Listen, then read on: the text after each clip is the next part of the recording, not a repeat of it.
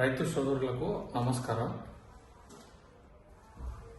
అయితే కలుపు నివారణ గురించి గత వీడియోలో తెలియజేసినాము. ఇప్పుడు తెలియజేసే విషయం ఏమిటంటే, అధికంగా వర్షపాతం కానీ అధికంగా వర్షాలు పడడం వలన పత్తి చేనులలో ఎర్రటి తెగులు లాంటివి ఎక్కువగా వస్తుంటాయి.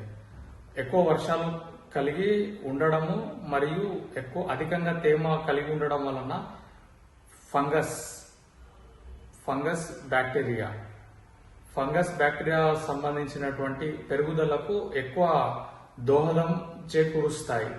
వాటికి సంబంధించిన ఫేవరబుల్ కండిషన్స్ అంటే వాటికి అనుకూలమైన వాతావరణానికి మారిపోతాయి. ఆ వాతావరణం అనేది అటువంటి సమయాలలో పత్తి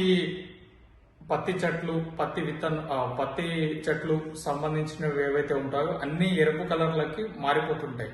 వాటికి మనం ప్రధానంగా పిచికారీ చేసుకునేది ఏంటంటే, ఒకటి కాపరాక్సీ క్లోరైడ్,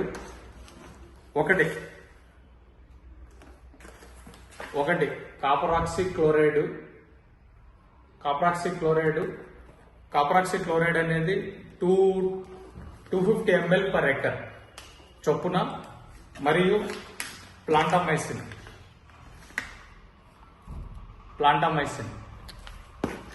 ప్లాంటామైసిన్ అనే టెక్నికల్. ఈ రెండు టెక్నికల్ను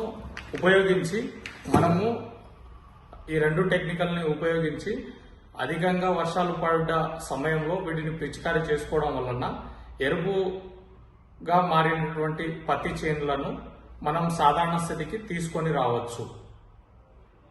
ధన్యవాదాలు.